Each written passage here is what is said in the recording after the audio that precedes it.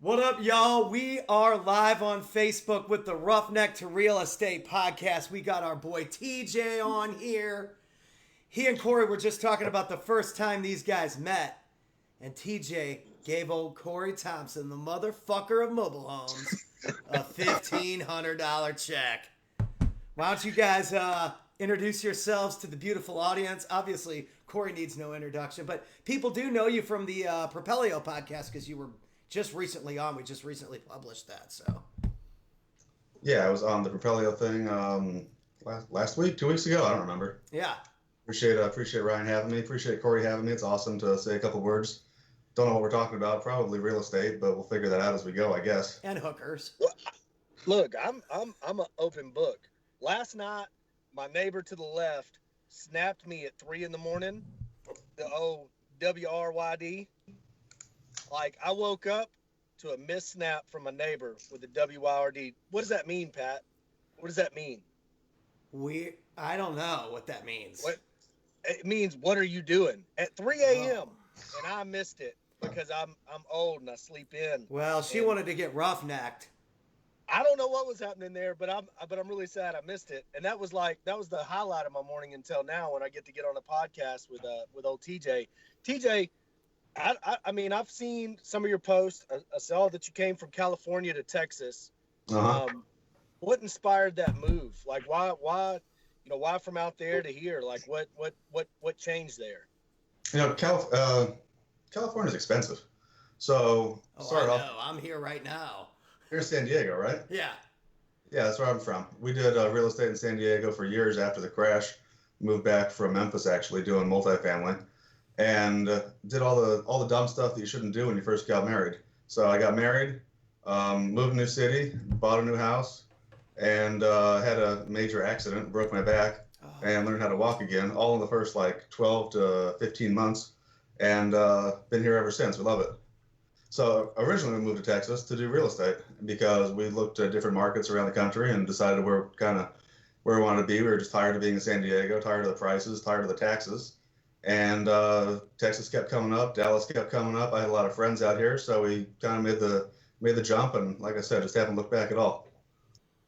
Well, that's good. When I think about people moving from California to Texas, it always makes me happy. And then I notice how everybody votes when they get here, and I'm like, wait a second. Wait, why are we doing this? You know what I mean? The house that I live in, actually, right now, I'm sitting in my driveway doing this because I'm not allowed at the office because Emory has mud butt. So I'm sitting in my driveway right now. The people that bought this house moved here from California to do like woodworking and all that sort of stuff because they couldn't afford to make money out there. And they realized they could make money in a small town like Groesbeck and ship to all their same customers. And there was no real, the cost of living was so much less that the cost of shipping that they could bill back to their customers was worth it. So they moved here. The shop I'm sitting in front of was their wood making shop. They built cabinets and stuff like that. But they are some of the silliest people I've ever met before in my life. Like, absolutely silly. The reason why we had to buy this house is because we cut down a tree to move Jacob's mobile home in, and they lost their shit. They went bananas, like absolutely nuts. But it was like California, Texas banana. They pulled a gun on the guy cutting the tree. So I was like, this is great. Like, I mean, I think you can do this. Nobody went to jail, but we had to replant the tree. I don't remember how much we had to pay to replant the tree. And then finally they approached us and they're like, hey, do you want to buy our house? And we're like, yeah, we want to buy it. And we overpaid for this house. It's one of the few houses that we absolutely overpaid for. But it was like, if we can get these people out of our neighborhood, because we own every other house here, then we'll have one less thing to complain about and one less thing to worry about. But they still drive by. It's a dead-end road, and they still drive by my house. No, they're not. I heard them. They're just checking up on you. I was sure, all right, man. Making sure that tree's still there. It was one of those crazy things that I don't even know. So you moved here from California. You're a general contractor by trade, aren't you? Don't you do or do you just understand it well enough to do it? No, more or less. So in California, you have to be a licensed GC basically to work on more than one or two of your own houses even a year. So I got licensed out there. And obviously, we all know there's no licensing requirement in Texas. So I've never really. We know now. Yeah, no shit. Everyone knows that. Anyway, so it was never. We have a construction company. We've renovated for investor clients about 150 houses in the DFW area over the past maybe 4.5 years, I guess. Kind of fell into it. Falling into it is, considering my back accident, an interesting way to put it, I guess. So basically, after being in the hospital for a couple months, we were broke and in a new market, and just honestly kind of burned out with doing real estate, which is probably unfortunate because I'm sure we missed a lot of the upswing that we should have been like riding on. But just burned out because we lost money on a flip that we were in, and we broke even on one, and none of that stuff mattered when I was learning how to walk again. So, well, shoot, what can I do to make decent money?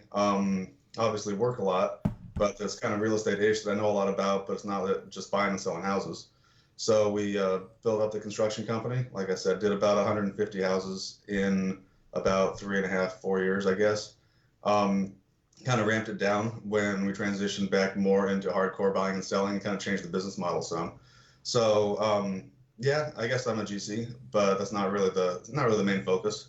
It was for a while because, like I said, because we needed money. It was kind of burned out on doing flips, and just it seemed like something to do, I guess, for a while. That's the best thing to do, right? You learn how to walk again, and then start a roofing and construction company, because that makes all kinds of sense.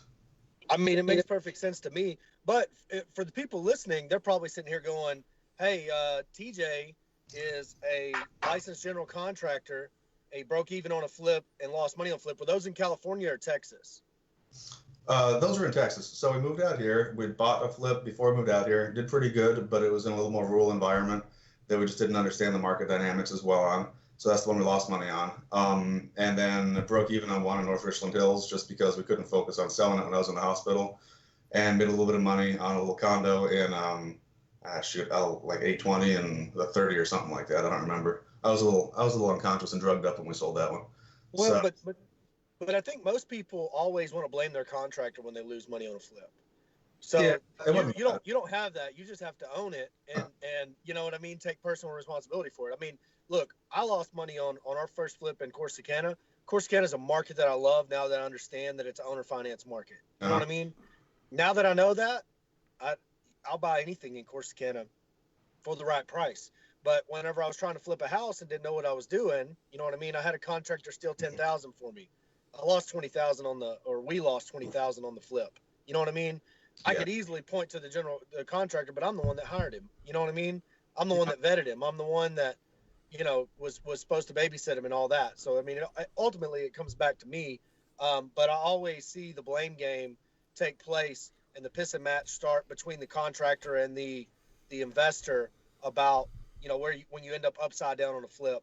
Which is why, I mean, I think your main strategy, or one of your main strategies, is wholesaling, and we do a lot of that. And you're a contractor, so it sounds like you know what happens when you pull back the walls too.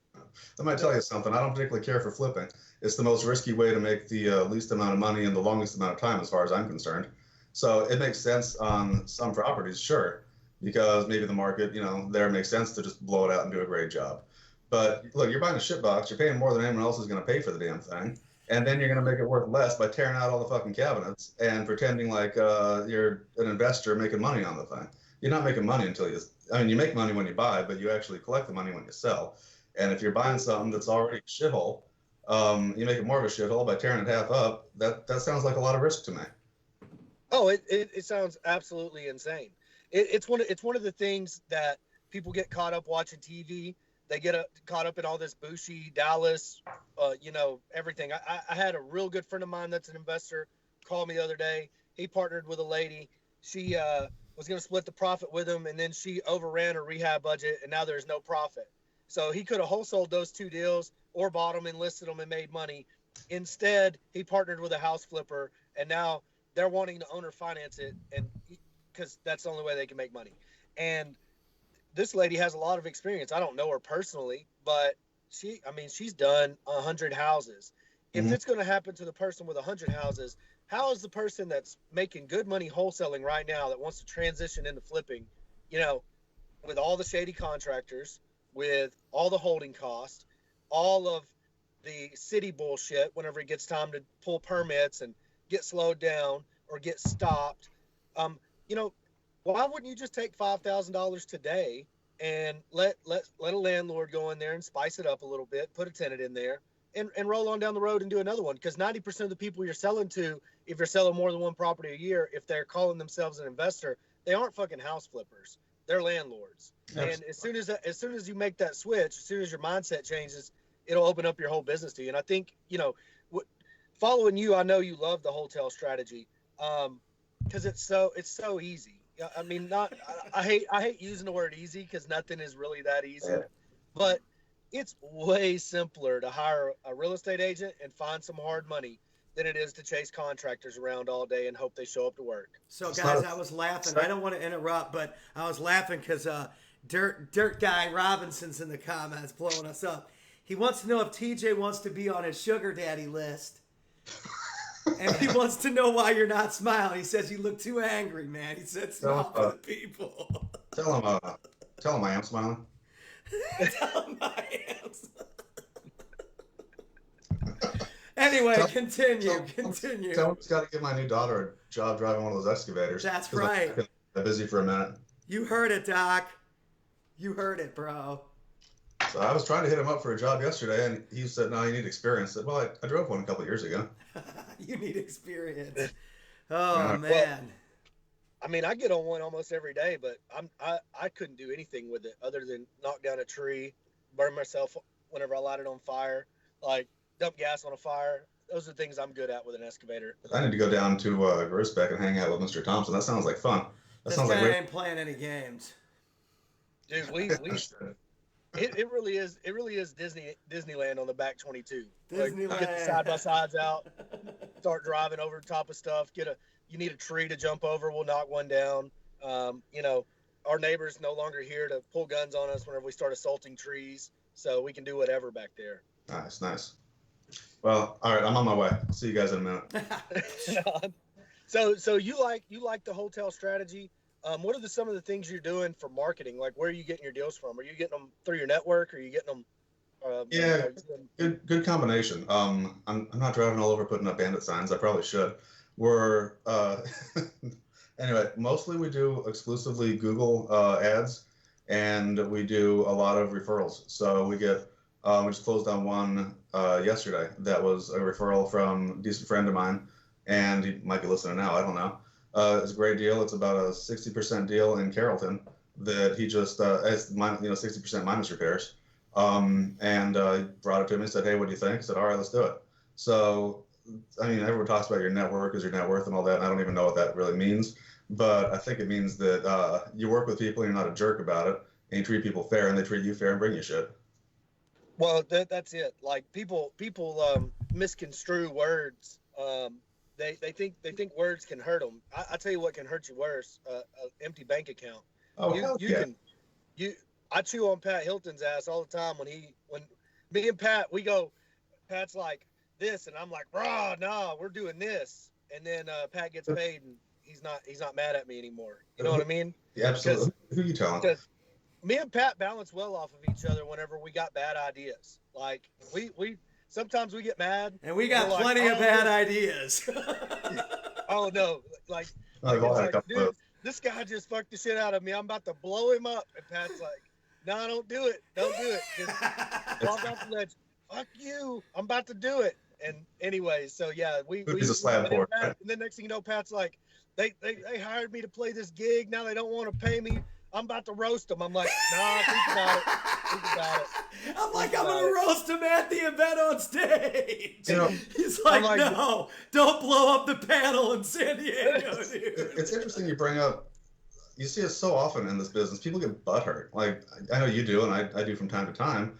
Someone posts a shit deal, and you're not piling on trash talking the guy posting the deal. You're saying, "Man, that's a shit deal." And the next thing you know, you get a PM like, "Oh, why are you picking on me, bro?" "I'm not picking on you. I don't know you from anyone. You might be a fucking genius." It was a shit deal. Right. I can't do that anymore. I literally can't do that anymore. I used to be able to go on there and say your deal's a flaming pile of shit, but then now people will literally call his mom and tell him he posted a shit deal on the internet. So I can't. So I gotta get me more friends. I'm like, what? He's like, "Bro, people are calling my mom." I I didn't tell him to call your mom. So I that back in the day, 3 years ago, I was ranting and raving about the same shit, about lazy motherfuckers, entitlement, all the stuff that I talk about every day that everybody hates hearing about. But, you know, 3 Like years work, later, like here I doing am. the work. Yeah, doing the work. Like, it's Yeah, literally exactly. doing the work. I mean, it's so hard for people to realize that you can make a lot of money one time or two times or three times fairly easily, Oh, right? it's easy to get lucky once. Getting lucky a whole bunch of times, that takes a lot of work. That Right. takes a You lot of create your fucking own work. It luck takes in anything. so much consistency. Absolutely. And I see it every day. Like, I see it every single day because for better or worse, when I started in real estate, I didn't know anybody on Facebook. I got into the DFW investors group when it had 6,000 people in it, and learned most of what you want to learn about through the comment section. Yeah. Not from talking in the comment section, from reading the comment section, asking a question here and there, stuff like that. People never realize that they look up to us. They look up to a guy like TJ. They look up to people they see on Propelio. But some of the people that are on Propelio have never even done a deal. You know what I mean? They get on the panel. They get to talk about real estate, but they don't actually have that much experience. They're just really good at marketing themselves. No, You know what I mean? absolutely. Which is a skill. It's you bring up hard work. I'm not too good to do anything. When we had, I mean, I don't necessarily always work as intelligently as I could, but when we were doing properties in Memphis, I would lay tile just to see how long it took to lay tile in a bathroom or kitchen to make sure that the guys that we had on the clock weren't fucking me with how long it took them to lay tile. So too many people, like you said, they want the sexiness. They want the cool flip in Highland Park or whatever that looks all, beautiful or whatever, and it's fantastic for them. But then they're like, oh, some contractor screwed me. Oh, I didn't know this was going to pop up. Oh, I didn't know that was going to pop up. Get down there and do the work. Get down there and get dirty once or twice. You don't have to be proficient at all that stuff, I don't think. I'm probably way better at most of that shit than I need to be. But you ought to, if you're playing investor, you ought to at least know what it takes to actually do some of the processes along the way. So you can put yourself out of a job, so you can hire someone else to do it for you. Well, I say it all the time. Where we got lucky was we got a really good contractor right at the beginning. Right at the beginning, got a really good contractor. He's worked for us every day, since then. Since then, I've kept work in front of him. He loves it. This man will drive all the way across Texas to do a floor job. He just did it last week. We were behind on schedule at our Coleman Apartments. He went and did 2,000 square foot of flooring in less than a day. Had all in and everything. Did it because I asked him to. He had to drive 3 hours one way just to get there, and had to turn around and drive 3 hours back. But if I didn't get that contractor at the beginning, I know that we wouldn't have made it. I know that we wouldn't have made it in real estate because of the risk we were taking early that we didn't even realize we were taking. You know what I mean? We were pulling back walls. We were rewiring whole houses, getting whole houses rewired for $3,000. I mean, just completely spoiled. He replumbs the whole house. He gets pulls his permit, gets it done for $1,100.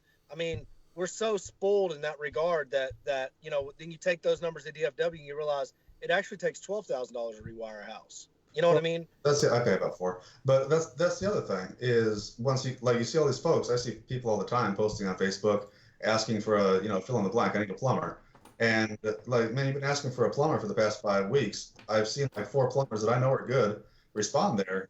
If you're getting the same number, the same thing from the same person 5 different times, maybe they're all right. So that kind of goes into another thing that people don't like doing in this business is when you get good people working for you, take care of them. It doesn't mean you got to overpay them. It doesn't mean you have to, kiss their ass. It doesn't mean you don't even have to shop them around once in a while. But when someone is good working for you in the business, like your contractor, like guys that I've literally used for 4 years, I don't post asking for much because I have guys that I've used for 4 years and I take care of them. I pay them what's fair. And they actually answer my phone when I call them at 9 o'clock at night and say, hey, I got something that came up. I need it done. Let's do it. So many people understand that. I overpay my contractor every chance I get. Hell yeah. If I need a plumbing job done and he goes and gets it done for me, because he'll do it in a day. You know what I mean? He'll replumb an entire house in a day. And I mean that's if it's pier and beam, obviously, anything that's in a slab it doesn't count. But he'll replumb it in a day. It'll be $1,100. I'll pay him $2,500 because he pays his guys. You know what I mean? That then keeps the rest. It's just he got me out of a bind that I was in where I needed to get this done, and he'll go do it on a Saturday. Or a roof. I mean, I overpay him on roofs all the time because he makes a lot of money when he does roofs. They can do a roof in a day. You know what I mean? He does that on the weekends. That's his weekend work, is the roofing and plumbing and stuff like that. It's something for me that you know, you forget to count your blessings. It's like Witherspoon being on our team. You know what I mean?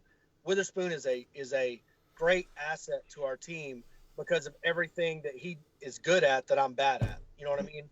But then the things that I'm good at that he's bad at, we kind of balance each other out. You know, Witherspoon Good doesn't work. old Jason Witherspoon.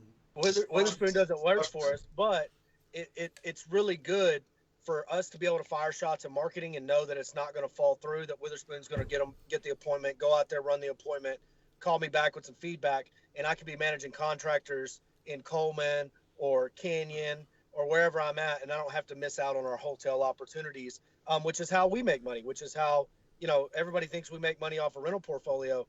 That the rental portfolio mainly carries the big company, and it carries all of our employees, and it carries all of our expenses. But if Corey Thompson wants a pork chop, he's got to go do a wholesale deal. If Corey Thompson wants a vacation, he's got to go do a hotel deal. You know what I mean? That's just how it works out. The passive income that comes in every month, I mean, it's there and it exists, but it's not enough to pay all the families that are hired off of this company. And that's something that I don't think people talk about enough. No, and on a smaller level, people don't understand, okay, I got a, you know, whatever the wholesale fee is, I got a $35,000 check coming in, you know, enjoy it a little bit, maybe buy a nicer cheeseburger or something, but put that money and use it to grow your business instead of just using it to expense your lifestyle. There's nothing wrong with having a lifestyle, but it takes more than one or two deals to get that. You gotta earn it. Well, I don't even have the desire for lifestyle. Like, it's one of the weird things. Like, I sit down every day I got to ask myself, why do I have Roughneck Real Estate? Like, what do I actually get out of it? Like, what is it therapy? Is it money? Is it, you know what I mean? Like, whenever you're helping people, or whenever I get bombarded by maybe 70 people that, you know, a month that are upside down on a deal because they bought it wrong, or, you know, they're about to face foreclosure from their hard money lender. You know, there's a guy right now that cannot get out from underneath a hard money loan, and, you know, I can't solve that problem for him. You know what I mean? Like, I cannot solve that problem, but now I got it weighing on my soul. You know what I mean? Like, now he shared it with me, and now I'm thinking about it at night while I'm trying to sleep. You know, I'm like, damn. Well, and that's the difference in mindset between someone that wants to be successful and someone that just wants to make a bunch of money. There's a big difference. You don't make a bunch of money by saying, I want to make a bunch of money. You do it by solving people's problems and by really enjoying what you do. It doesn't mean you have to be in love with every aspect of the business, but you have to like what you do, and it has to sit in here when you're in bed, like you said, at 2 a.m, thinking about shit. Well, you know, you just wake up in the middle of the night and all of your projects are going well, but there's 3 or 4 people in your, you know, that's somewhat in your network that, you know, are suffering right now. You know what I mean? That, you know, need help. So you try to give them projects. You know, the other day I sent a guy a list of dead leads. We never got around to calling them back. It was like we were doing some test marketing, seeing what the response was, just wanting to know how the list was, wanting to know how the message was received. And then, you know, it kind of fell to the wayside where it was like, we're going to get back to this. We had like 60 numbers to call back.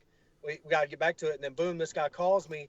He's telling me this. And I'm like, man, you got to, like, is that guy going to pay you to do this? You got the lady that kind of screwed you on your flips. You know what I mean? Is this other guy that's got you on this treadmill of doing some work, is he paying you to do that work? Because you need money right now. Yeah. Exactly. You don't need, you can't help somebody else until you can help yourself. So yeah, you drop that off your plate. Yeah, drop that off your plate. And here's 60 numbers. If you call these back and somebody wants to sell, I'm going to buy it. I'm going to pay you money up front for your work. And then we'll split the profits on the back end. We'll just wholesale them. And, you know, that's something that I love that we have the ability to do, but people take that for granted all the time. You know, it almost becomes an expectation. If you try to do it for too many people, then all of a sudden everybody like feel entitled to it. They're like, man, you remember that one time I met you at so-and-so and I've got this really big problem and I need you to give me 40 grand.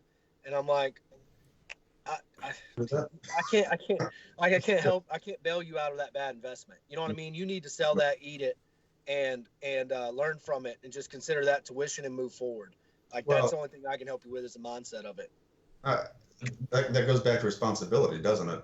Where what does Grant Cardone says? Everyone wants to be the boss or whatever the heck, but no one wants to write the paycheck.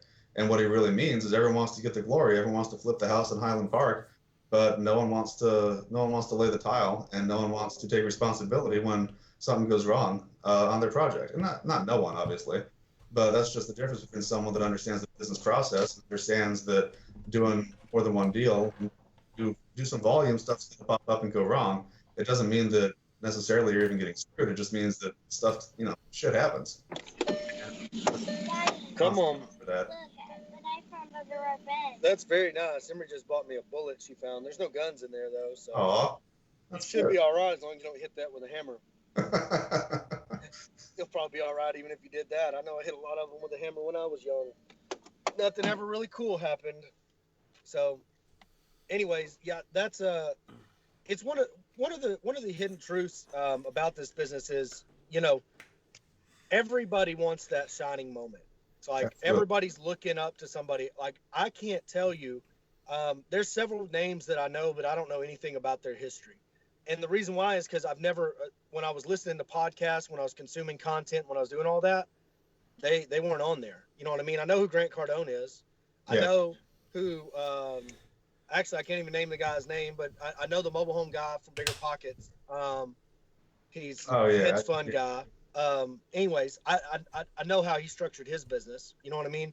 But that's when I was consuming content at a high rate of speed. Now somebody would be like, "Oh, so and so," and I'm like, "I don't know who that is." How do you not know who that is? Like me, like I know, friends. I play all these events and all these gurus are at all the events, and now I've played with all the gurus, and Corey doesn't know who any of them are. You like Eric Thomas? Eric Thomas is really good. I like Eric Thomas. Eric Thomas is good. I like Gary Vaynerchuk. I love Grant Cardone. I love the books that I read, even though I don't know who writes them. I love David Goggins' new book. All this stuff, like I consume stuff all the time. I'm listening to books and I'm consuming stuff all the time. But I don't have time to compare my business to somebody else's business because I'm running. You know what I mean? There's too much to do today that affects, whether Pat Hilton gets paid or not. That affects whether, Jacob and his wife get to go to this wedding next week. If we get this work off our plate to where we get a little bit ahead because, we're slowing down, that affect Tyler Albertson and Stuart Miller and Jason Witherspoon, all these people that are directly tied to my purpose. I don't have time to look over the fence and figure this out. So when somebody asks me and they're like, "This Nat, did you hear this? Or do you know why this happened?" I don't have answers. You know what I mean? Like I don't talk to those people every day. It's a balancing act. You gotta stay educated and kind of informed, but you still have to build your own business. And I have the same thing. People, "Oh, did you read this? Did you see that?" It's like, no, not really. But I closed the deal yesterday. So right. You gotta stay informed. You gotta stay educated. You gotta listen to podcasts and read books from time to time. But your fundamental responsibility is growing your business and taking care of the people that you've made the responsibility to take care of. Too many people try to put the cart before the horse. They want to have the glory. They want to give to charity. They want to help people, give them $40K and bail them out or something like that. But then they complain that they can't make their hard money loan payment or they can't keep their lights on. So take care of you got to take care of your business first, and then you do all the glory stuff later. Well, and people want to know how we got started with Roughneck Real Estate. This is just a way for me to show my journey without my sellers finding me. That's why the group was started. It really wasn't even about showing my journey. It come back to a few people that we were all bouncing ideas off of because I was getting good information. When I put bad information on the internet, I would get good information back. Mm-hmm. I would say I messed up here, and everybody would pour in to help. And it's a unique culture that I think needs to be cultivated because so many times that comes with a price tag or an expectation on the other side. It's like, you take the girl to dinner, now you expect her to come home with you. That's not how this works. You know what I mean? Like you give value and for me, I don't have any ambitions of selling education. I don't have any ambitions of selling a course. You know what I mean? Pat and I do the masterminds. That's something, Yeah, and we're gonna change the name to Roughneck to Real Estate Live because mastermind, the word, has been dragged through the goddamn mud now. It's just like people ruined that word. Yeah, that's true though. And we're doing that so Pat can curate content, help me earn what he's worth. You know what I mean? If we can sell $10,000 worth of tickets that month, that Pat's more than worth that to our business. Because when we put out a podcast like this, it never fails that somebody will show up that'll want to partner on a deal or will have a deal that they want to look at. You know, I make my money when the rent's due. I don't make my money selling courses. I don't want to make. We're coming out with a really good marketing deal that I don't even know if I'm going to make it available to people, simply because we've got so much blood, sweat, and tears into that dollar. But we are going to be showing it at the deal. And right now, our cost on it, we've got about $30,000 in it, and it's just for us to run it. It's going to take over $1,500 a month for us to feed that machine. Mm-hmm. I think it's going to be worth it. You know what I mean? But until we have it built and can run it, which we should have today, we won't know what that thing is. You know what I mean? And whether or not we can monetize that or sell it or make it a monthly subscription, we will have no idea and won't even know if it'll be affordable because it works for us. We have the skill set to close everything out on the back end. Yeah, I don't think it'll work for Pat, you know, that thinks this is going to be the easy button. The only thing he's going to do is send one person 1,000 voicemails and end up with an $11,000 fine from the FCC. You know what I mean? Like that's the plus and minus of it. It's like there has to be. You got to know what you're doing. You can't just sell it to any dingwit. Well, I'm very careful on this stuff because when you start doing ringless voicemails, which you do SEO, you know, so you don't have, you know, I don't even know how that works. I've never done it. Don't know anything about it. But when you do ringless voicemail, everybody thinks the same thing as direct mail. Oh, once I touch them the 5th time, that's whenever they're going to call me back. No, that's when their attorney calls you back. You know what I mean? Like that's when you become a spam bot. That's when you become the student loan guy that's calling you to let you know your student loan, you know, the factory warranty call that we all get once a day. That's when you're that person. On touch one, if you can't make it work after that, you know, now you got to market to them in a different way. And that's kind of what we're going to show at the mastermind because I want to keep people from getting themselves in trouble. I mean, ringless voicemail is a powerful tool in most people's mind. It will make your phone ring. But on the backside of that, there's a huge skill set that goes with it that you don't necessarily need from a bandit sign or a mailer or SEO because those people came to you. You know what I mean? Yeah, they came to you and said, hey, I want to sell my house. I seen you on the internet. Hey, I appreciate the letter. I want to sell my house. Hey, I seen a sign on the side of the road. I want to sell my house. You know what I mean? Where whenever you call them, they're like, oh, well, who told you I wanted to sell my house? Exactly. Why are you calling me? All this kind of stuff. No, there's a huge difference between leads that are inbound versus, you know, working outbound to get the leads. And mailers can be hybrid because anyone can mass mail. But when they respond to that ad or they respond to that marketing, there's still an inbound lead. Voicemails, you're right. You have to, I don't know a whole lot about them, but you have to have the process down to actually make sure that you know what you're doing so you're not screwing yourself or getting yourself into trouble. It's why I like the internet, you know, leads that we get because they are inbound. They're more urgent because they're already contacting us for an issue and they know that they have and they admitted to themselves that they have. Hey, Corey, do you hire that out or do you do it yourself? We do it in house. I have a friend of mine that does it, and he gets paid cut from what we bring in. So we got a question.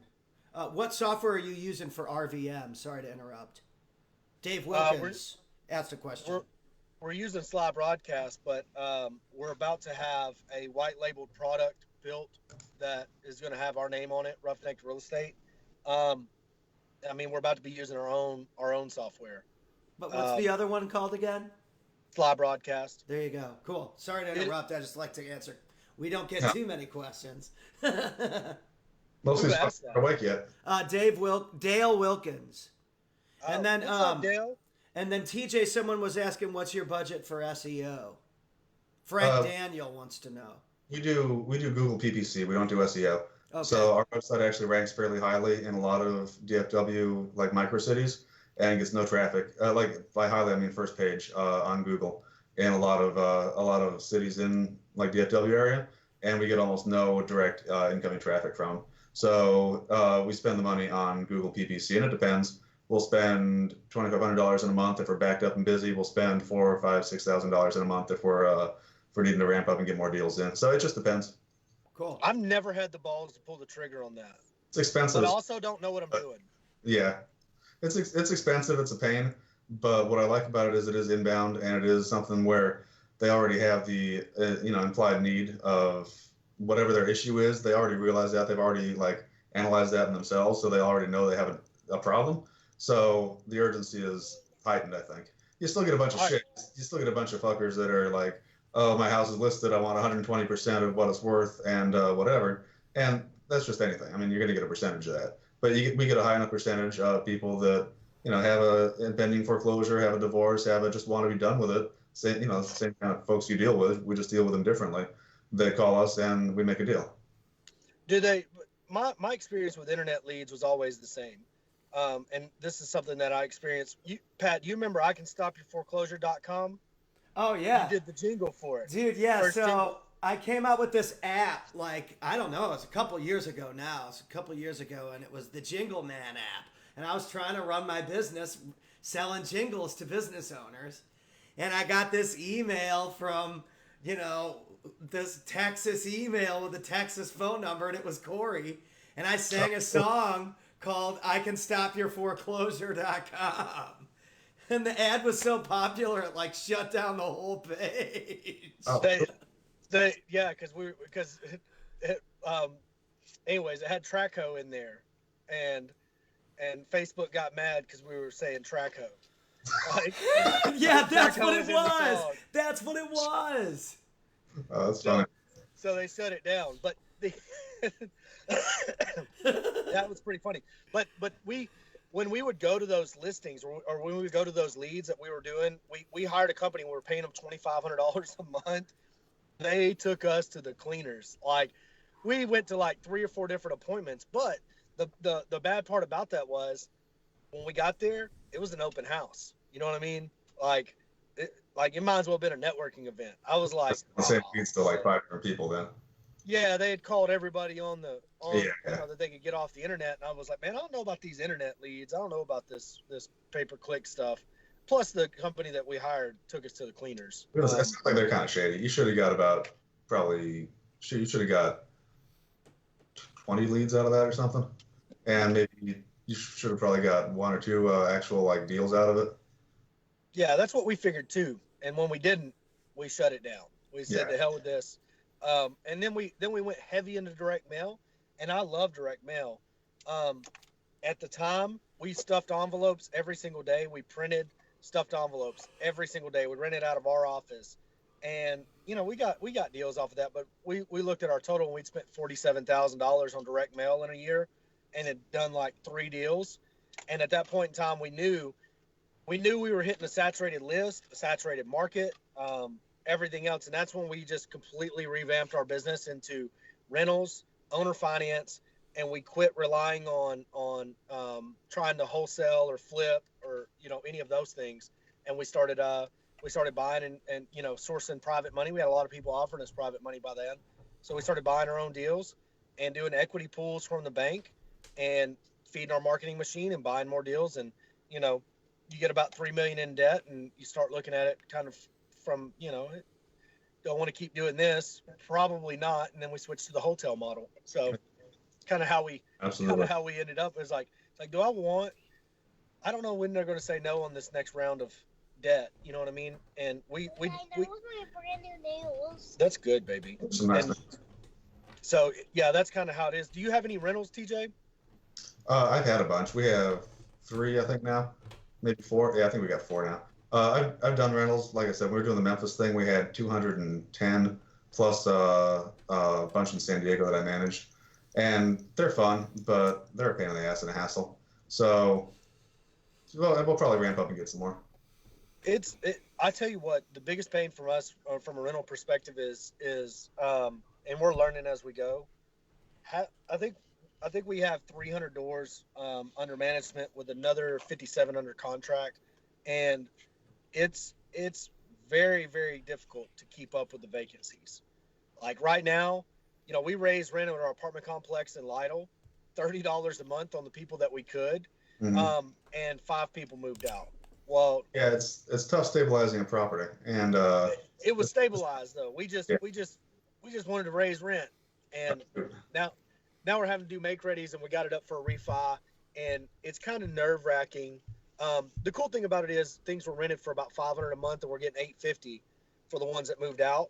It's just a slow process. To when you got a market of 3,000 or 4,000 people, and you're trying to fill 5 vacancies all at once in January. Mm-hmm. Not a lot of people are moving around right now. Starts to cut into your cash flow a little bit too. Yeah, absolutely. Oh yeah. Well, and look, now we've got, it's just a never ending battle. Like you've got to have it. We're about to put 2 people. We're about to hire a second person part-time to come in at the beginning of the week just to do follow-ups. Because what ends up happening is, next month you'll have 3 people that you start the eviction process on. Maybe 2 of them catch up, 1 goes vacant. So we got to have somebody paying attention to our dead leads to make sure that they've either moved or found a place to live. Because, Appfolio works great to create leads, but you've got to call them people back 5 times to get them to go look at your property. And then once they look at it, you got to work the objection. It's just like any other sales process. But you got to have somebody paying attention to it. And it's really hard for one person to do that with 15 vacancies across the portfolio. It always cracks me up when your guru's talking about, I'll get into multifamily, get into rentals, get into whatever, because it's passive income. I've been doing this a little while, and I've never seen anyone. I mean, I've seen some folks, I guess, but it's not passive income. Someone's working for it. You're either paying someone to work their ass off, or you're working your ass off to do it. And or you're loaning money. Yeah, exactly. And you're probably going to get a good return if you can do that, but you got to have money to loan money, or you got to figure out how to get it to loan it. We had the same issue when we were doing stuff in Memphis. It was 2 big value add properties. We bought the first one, 112 units, that was probably about 15% occupied, and we anticipated capitalizing about $15,000 per unit as we went along. And it's just okay. So you raise around on who's there. You have the same issue. A couple people move out. You try, you lease up, you get 8 apartment units ready, and you lease out 6 of them, and out of those 6 of them, you get 4 good tenants. And it's just it's a process, and there's nothing wrong with the process, but it definitely is not passive. It's definitely not work. Oh no, it's far from passive. Absolutely, it's the furthest thing from passive you can get. We bit the bullet and started our own property management company simply because paying somebody 10% to get mediocre results wasn't in our books. You know what I mean? I see a property management company in Memphis put them out of business once. So no, property management. A good one can make you a ton of money, but a bad one will cost you way more than 10%. Right, and we learned that pretty quick, pretty early on. That look, I can do a bad job at this. Like, I flat out, I can do a bad job at this. I can let shit sit vacant. You know what I mean? On my own terms. I don't need you. I don't need to pay you to let it sit vacant for 2 months before you get it leased. I can fuck that up good enough on my own. So. Yeah, exactly. No, it's a lot of damn work. It's kind of fun. I don't know if I find a good deal, I might talk myself into getting back into it, but that would definitely be an arm twisting situation that I'd have to talk myself into it. Well, that doesn't bother me near as much. When I see gurus talking about it, they really don't go into their overall costs that much. For us right now, I pulled the stats on it. Our apartments cost us about $50 a door a month to maintain. Our mobile homes are right at $100. Okay, so everybody's going to ask, well, what's the difference between a mobile home and an apartment? I can tell you right now.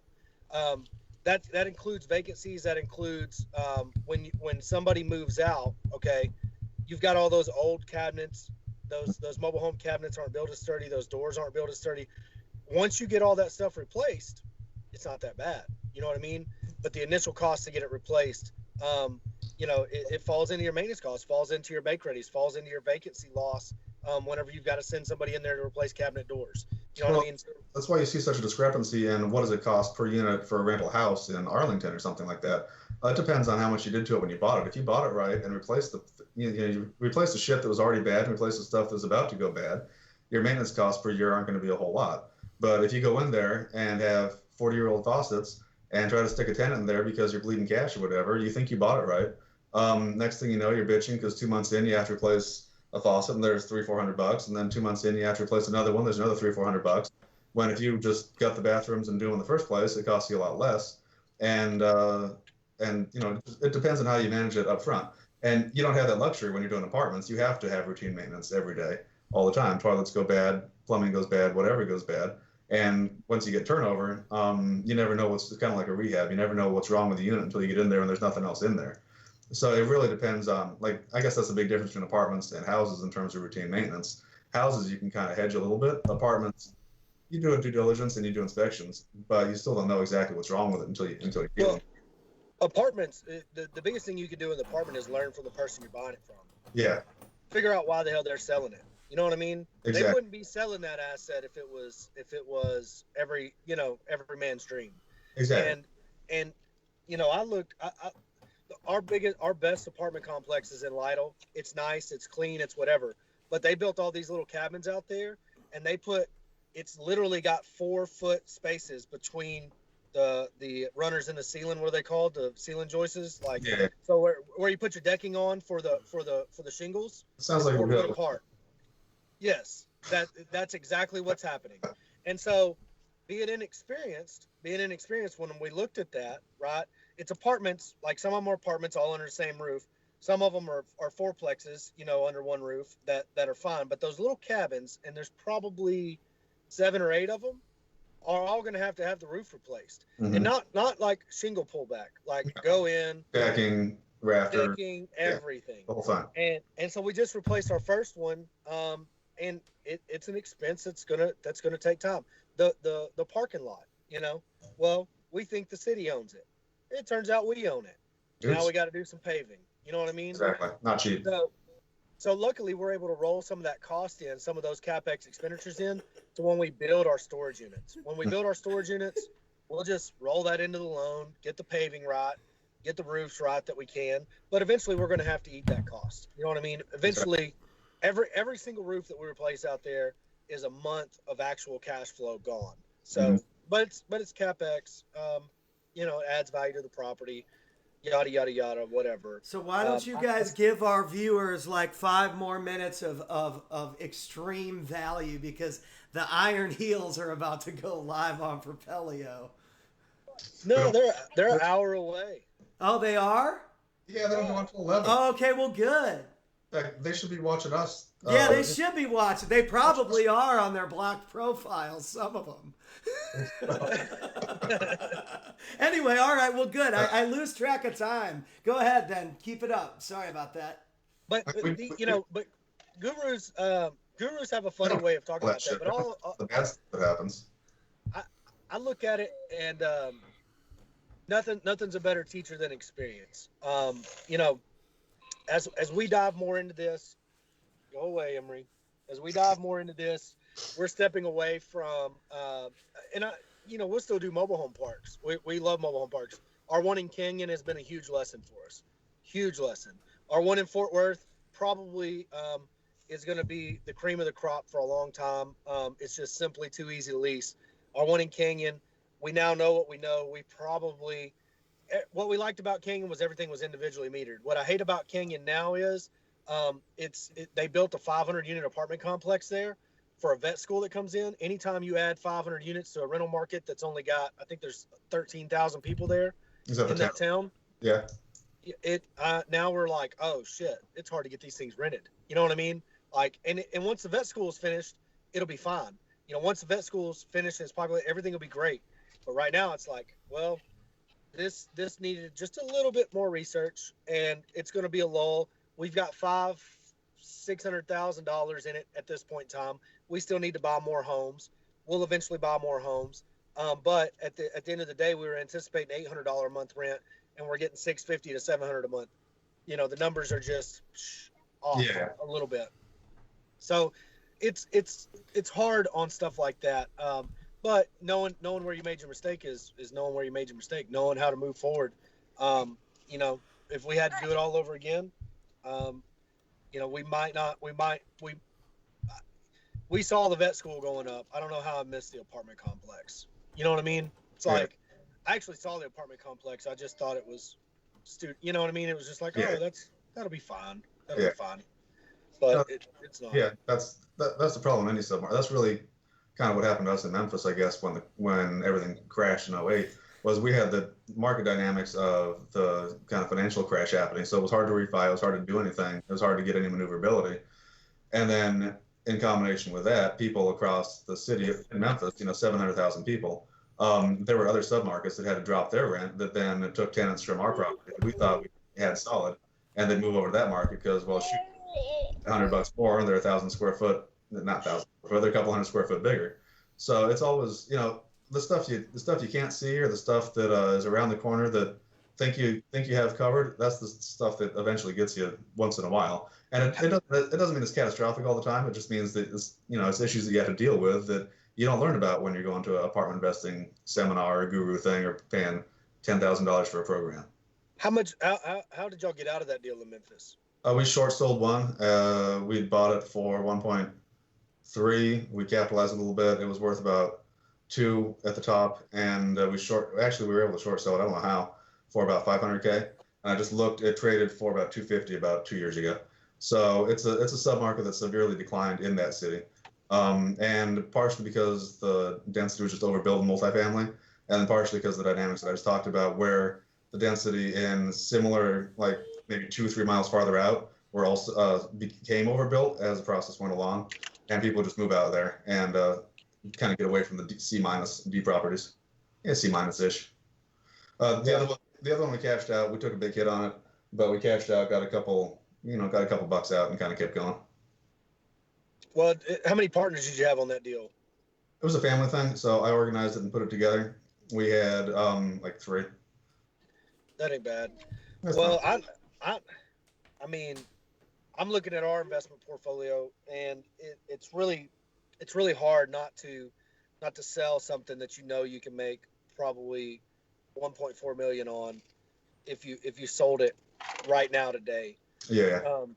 And it's like you look at it, and it's something like last month I'm like, yeah, I would never sell. This month I'm like, dude, if we had that 1.4 million, Uh-huh. like we could do some stuff. And that's what I look at. We're about to build some more oil field housing. I don't know where you can go and put $450,000 in and make it do 37,000 a month, but Yeah. I know a little spot in the world, and I've got the land picked out, and so maybe we take and sell a property, take that money, roll it over into that, and just get a little bit more, a property that's easier to maintain, easier to manage, and will always be liquid, and that's something that's missing from a lot of our portfolio. Our portfolio, I like where it's leveraged. I like everything about it, but there's very few very liquid assets in that portfolio. You know what I mean? Like, we bought them, we're married to them. That doesn't disappoint me. You know what I mean? But it's like, hey, I've got this liquid asset that I can make 1.4 million on, probably pretty quick. Mm-hmm. Probably need to get it out there and get it marketed properly, and see what the market will bear. But if we build storage units on it, we stand to make a substantial chunk of money. Could be upwards of 3 million. So that would be a little bit better payday. So maybe it's worth waiting a year. It might be worth waiting a year. No, it's it's easy to get over leverage in this business. You see it on a small level with a new flipper all the time, where you talk to Kelly Smith, and they don't even look at your credit score. And nothing wrong with your credit score being whacked, but they don't even look at your assets in the bank account. They'll loan you 90% of the value of the house, as is. And nothing against hard money lenders, but it puts an onus on a newer investor where they don't necessarily understand what kind of risk they're potentially getting themselves into. If they have, not even a bad contractor, a mediocre contractor, and then 90% loan to value with a hard money loan you're paying out a point a month on. And then, oh, by the way, I can't get started until I buy a bunch of shit. And maybe the contractor wants $1,000 or $500 to get going on even demo. There's a lot of risk that newer investors just don't understand, even on a single family game, where really, I mean, it's overused phrase, cash is king, but having some maneuverability and having some flexibility with your assets, and liquidity doesn't necessarily, having a liquid asset doesn't necessarily mean that it's sellable as is. It means that you can refinance and pull money out or whatever, like how you do it. But a lot of investors don't really understand that the inherent risk in doing that part of the business. Yeah, we pulled equity out of Pecos, so we'd have money to do the remodel on our Coleman complex. I don't regret pulling money out of Pecos, because I think it's leveraged at around 660,000. I think is what the note is for, and it gross rents there 20,000 a month. You know what I mean? No, that's good. That note ain't. We can soften rents a lot. It's it's a great asset for us. We don't do that. We didn't do that in Groesbeck. We didn't do it in Willis. We didn't do it. We're going to try to get our capital back out of Lytle on the refi. Try to get our 400,000 we put down back out of it. Simply because if we can be leveraged at 60% of an asset or 50% on an asset and have our 400,000 in the bank, I like that. I like those numbers. Exactly. You know what I mean? But might also sell that thing. We might also go to one of these people that's got one of these funds and say, hey, look, we'll sell it at this price and we'll stay on for X number of percent and do the management for you. It really is a case of just not being, and I think you're doing it right, honestly. I think you're doing it incredibly intelligently, because you're not leveraged out the ass. You're not at a 1.115 or whatever the hell debt service probably. You're actually making it make sense on the deals. Other people say, well, I can get this loan and I can do this and I can do this. Yeah, you don't understand. All the dominoes need to fall in your favor for all that shit to go right. You need a buffer, you need a cushion in order to be okay. I like a 1.8 debt service coverage ratio is about where I like it. We get down to 1.5 sometimes, but that's scary. A bank wants a 1.2 to a 1.3. Would never take it there. Never go there. And then I see people talk about 7 cap assets, and I'm like, and pulling equity on a 7 cap asset. I'm thinking to myself, dude, the debt, the interest rates going up, the fact that you're getting 20, 25-year AM loans, variable rates. You don't want to take that to a 1.3, and you can't even get 80% of loan to value on a 7 cap asset most of the time because you get up against your debt service coverage ratio too soon. Yeah, banks won't underwrite it; they won't give you that loan. But I see that, and I see people doing it, and I see people talking about it on the Guru Road shows, and I'm like, man, that seems like a recipe for disaster. No room to soften rents, no room for in 3 years or 5 years when they raise interest rates on your loan. You know what I mean? Like you're just locked in. Like there'll be a margin call. There will be a margin call at some point in the future. Absolutely. You know what I mean? Well, and you understand that with your assets. You keep saying soften rents. So many people, you do the math, and everyone does the math. Okay, you got 100 units. You raise around $100 at a 8 cap or whatever. You make more or less $1 million, right? You make a little over $1 million, and that's great. And if you can do that and pull some of your money back out like you're doing, that absolutely makes sense. But what the gurus and what everyone else doesn't understand, the people that want to get into it and don't really know what they're doing, is you can lower rents $50, $60, $100 in a declining market and not necessarily have any fundamental, issue with the market or issue with the property. It's just stuff, multifamily is a little cyclical and a little up and down. So yeah, you can raise rents $100, make $1 million on 100 units, or you can, have to drop rent $75 and lose a lot of money on paper anyhow.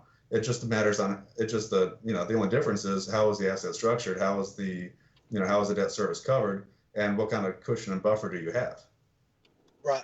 And we look at it. We look at it 7 ways from Sunday every single day. Absolutely.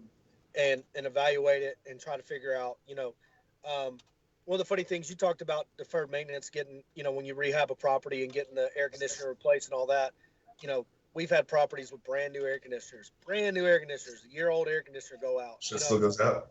Yeah, I mean, stuff still breaks. It's like everybody. Now, I'm not gonna say the craziest thing that I've seen is we've got several apartments with these old 70s models AC units. For some reason, that shit keeps going. I don't get it. I cannot figure it out. I'm like, I cannot. I'm like, how the fuck did you make it 40 years with this unit? You know what I mean? Yeah. I could put a new unit in tomorrow on a mobile home, and they will tear it up in 6 months. Some of that older crap, I mean, they don't make it like they used to. And when we're talking about a pink bathroom, that's probably good. But with some of that other stuff, it's true. You see stuff that's just ticking along, and I don't get how it works either. I don't know how it works either. I mean, it's a crazy dynamic that we pay really close attention to, because the house I'm sitting next to right now, we had to put a $4,400 furnace in. That house won't make money for 2 years. Mm-hmm. It's like, yeah, exactly. That house, it's like shit. There it went.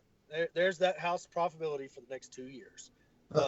Yeah, exactly. It's it's a lot easier to it's a lot easier to get lucky on one deal, but it's also a lot easier to lose money on one deal too. If you do some volume, it aggregates out a little bit. So how much is the cash flow on one house? I don't fucking know. It's whatever you make on the damn thing. How much is the cash flow on a portfolio of 10, 20, 30, 40 houses? Then you have a metric that actually makes a little bit of sense, in that field. Right. Well, and when people talk about rentals all day, I'm like, yeah, there's a point, there's a hump you got to get over, and then when you get over that hump, you got to hire employees. So there you go. You just provided good jobs for the economy. Congratulations. Take pride in it because that's what you provided. Exactly. You'll get some cash flow when these things paid off. You'll get some cash flow when the rents go up. You'll get some cash flow 20 years down the road. Eddie Gant said it best. Rentals are somebody else buying you an asset. That's the only way to think about them. Because if you think you're going to live off rental income alone, that it's great. But you've got to scale it to a monumental amount, and it's doable. People can do it, but you've got to really understand that side of the market. You got to understand how you're going to do it. You got to have a plan, and you got to have somebody that makes. Grant Cardone's been able to do it. Grant Cardone's been able to do it, shoving every dime that he makes into all of the rest of his business into real estate. You know what I mean? Now he's got a fund. You don't have that. You've got to go out and you've got to wholesale houses. You got to hotel houses. You got to flip houses, and you got to shove that money into your rentals. And believe me, those things will milk you dry in the beginning if you're not ready for it. What, since you've done obviously a lot more multifamily, a lot more recently than I have, what would you recommend? And I just want to kind of get an idea because people ask me every now and then, what would you recommend for someone that was wanting to get into that field or wanting to get into that industry? What are someone brand, maybe they've done a couple flips, maybe they've done a couple wholesales, but if someone's like, you know what, I want to go do multifamily because I see it all the time on Facebook, see it all the time at networking events. Oh, I've done one deal, I've done 5 deals, but I wanted to go do multifamily. Nothing wrong with having the ambition. What would you recommend to someone that wants to take that leap, in your opinion? Let me compare notes. Everybody wants to do it because it's a fun buzzword because Grant Cardone made it popular. Grant Cardone kind of spearheaded it. You've got smaller guys running around out there that are having really good success. All those people are really good at getting private money. Okay, that's period. That the reason why they're able to do it is because they can source money, because they know where to go get their next partner, their next fund, their next whatever that's going to do it. So if you don't have that skill set to get money, I don't think you're ready for multifamily. The other thing is when you get ready to buy, you better understand what you're buying. You better understand where you're buying it at, and what your competition is. We shoot for $600 to $800 a month rent. Mm-hmm. I feel like that's survivable in a downturn. I feel like $600 and $800 a month rent isn't going anywhere. The other reason why we shoot for that is you can't build it. Yeah.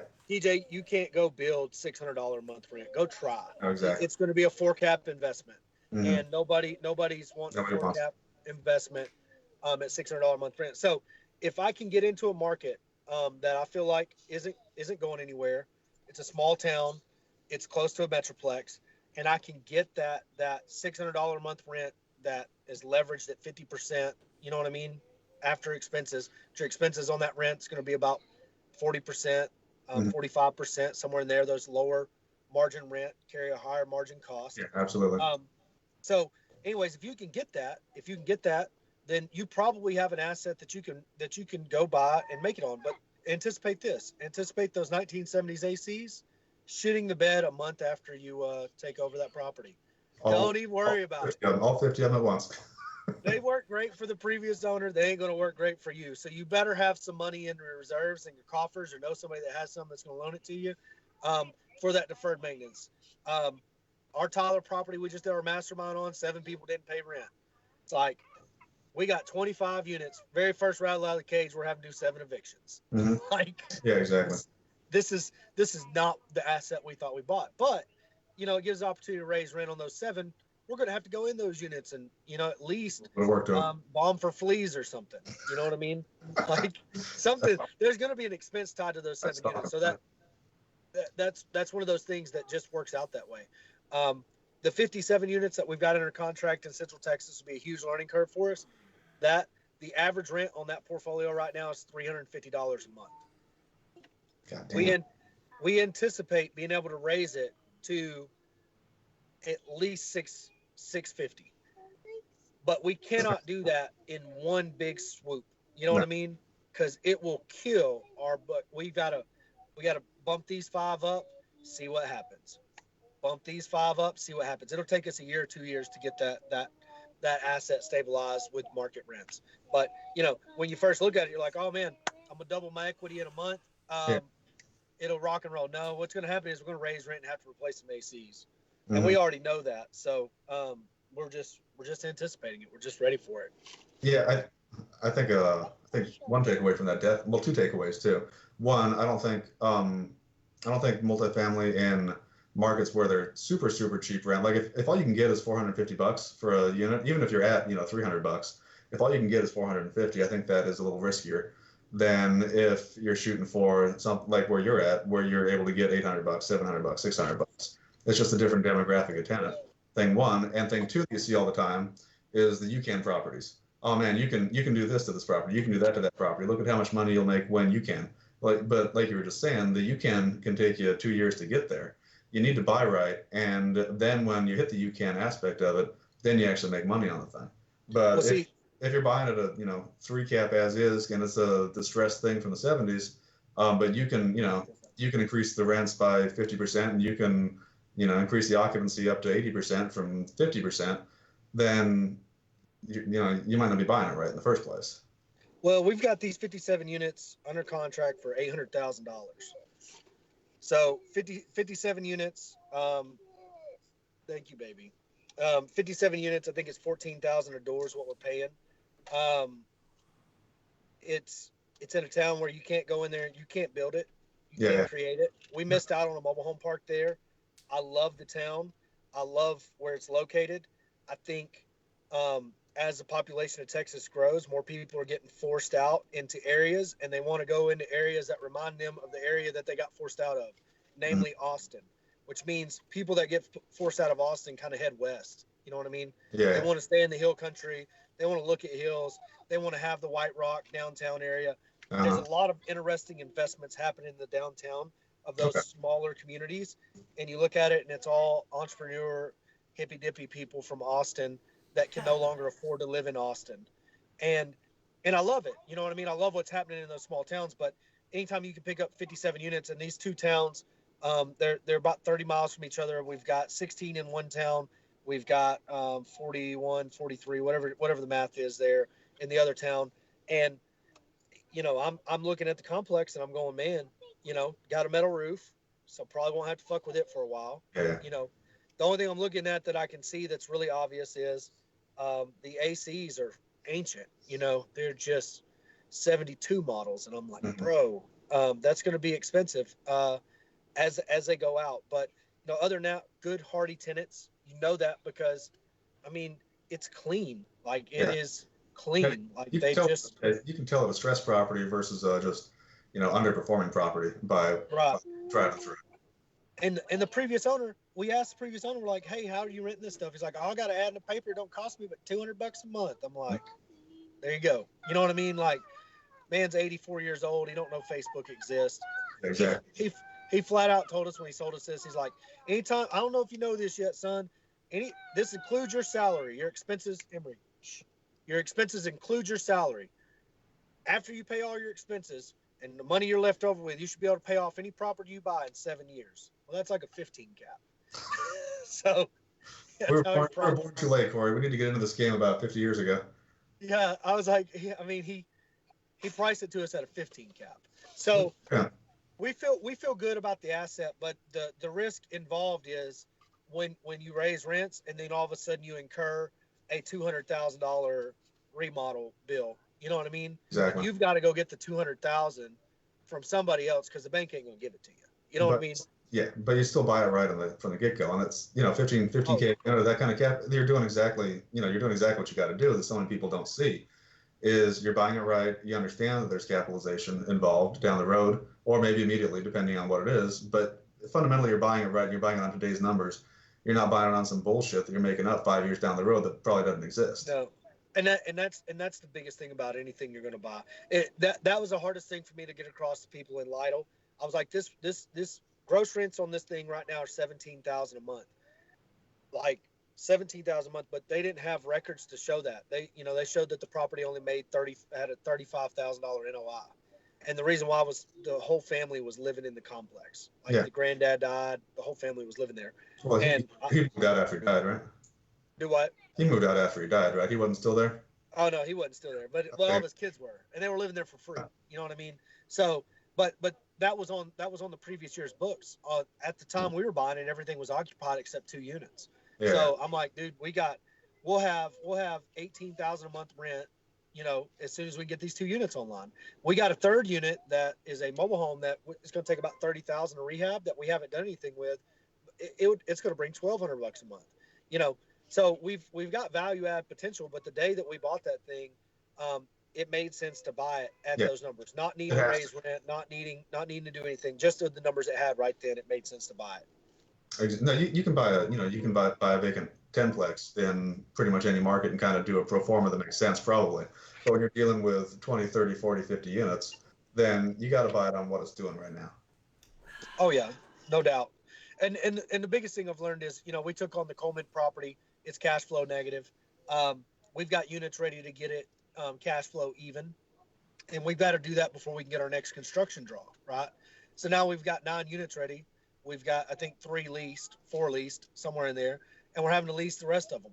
We're learning a lot about ourselves right now. You know what I mean? Because every single month we've got to ante up that payment out of our cash flow to make that money payment. Once we get it fully occupied, we'll get our next $100,000 draw. We'll be able to get another 12, 15 units online. You know what I mean? And then we'll lease those and we'll get our next draw. And it's been very, very interesting to take a completely decimated asset and bring it back. And then we're going to end up going out for some grants and stuff because it's in an opportunity zone and all that stuff's available. So we're going to go out there and see what kind of money we can get from that asset for adding value to the community. We're not banking on it, but if we get it, I'm not going to be upset about it. Got meetings with the city scheduled, got everything in line to do that sort of thing. That way, that asset's just an even stronger asset for us. And from a management point of view, it's right there by the 57 units. So we'll have, almost 100 units there that in one area that's going to make, maintenance costs is, our contractor's going to be able to run all those deals and do all those make readies. So it's going to be a neat project. But right now it's a little bit stressful. When it comes to leasing stuff in January, it's cold and having to overcome the reputation of what was there before. You know what I mean? Everybody's like, "Is that Shiloh Ridge?" I'm like, "Yeah." All you do is you just change the name and put a new sign up, and everyone's like, "Oh yeah, that's a new complex, right?" No, it don't work that way. They all know some new name, new complex. It doesn't work like that in the real world. If there's a stigmatized property, it takes a bit to get over that. Right, it does. I mean, you have to over rehab a couple of units and get those pictures out on the internet first. That way everybody's like, oh, wow, that's good. Yeah, it's like, oh, it's actually nice. It's not just, new sign, new management, right. New year, new me, except you're doing all the same old shit. It works with apartments too. Right, it really is. So, Pat, what you got? You got any questions for us, Pat? I was just posting on there. I was just posting on there to see if anybody had any questions for you gangsters. Is anybody even watching? Yeah, we have like 15 viewers. Man, we're killing it today. We're killing it today. We've actually been really busy on the stream. Let's see if anybody responds to my question inquiry. Not yet. Old Doc's just being hilarious in the comments. Who is? I love Doc. Doc Dirt Guy Robinson. Yeah, he invited me to his wedding, Corey. He said you're going to have to buy me a plane ticket. And we'll show up. If you're coming out there, you're gonna have to work. We'll show up like Dumb and Dumber. We'll show up like Dumb and Dumber. You gotta sing that song from the. Oh man, I fucking need you tonight. Forever's gonna start. Oh, the Dan Band. Yes, but on what movie is that off of? I don't remember, but I know the Dan Band is the band that remixes those songs and makes them hilarious. But he's like grinding on his guitar. I fucking need you now tonight. I fucking need you more than ever. Yes. Oh, just bring the guitar. You're doing that one. during the father-daughter dance. Oh yeah, that'll go over real well. Awesome. Well, dude, So cool. TJ, when we meeting up again? When we gonna have dinner or lunch or? Well, I'm going to try to make it out to your Fort Worth mastermind, but I think I have a baby coming in a day or two before that, so I'm not entirely, or a day or two after that, like right around there. So I'm not entirely sure. I do need to go down to Groesbeck though, and we'll get a steak down there. Dude, it's good times down here. We'll light something on fire. I don't know if we'll use diesel or gas. I'll let you make the decision.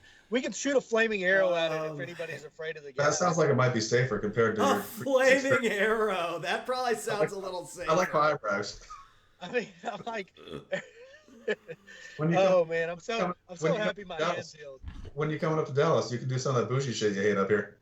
I come to Dallas almost every day. I just don't let anybody know. Not because I don't want to meet up and stuff like that. I just got something to do when I come there. I don't come there to come here for business. I mean, yeah. Like there for a while, free lunch was great, but after a certain amount of time, it's like, man, everybody I have free lunch with, they go out and do great things. They go out and do great things, but at the end of it, you know, I'm like, man, I just don't have time to sit around for 4 hours. I just need to eat at Ponchos at some point in my life. I need to eat at Ponchos. I think Ponchos went belly up. But there's more than one location, right? There used to be. I'm not sure. Jawad, where you at? I've never been there. I guess we're not going there. That's Jawad's Mexican buffet shit.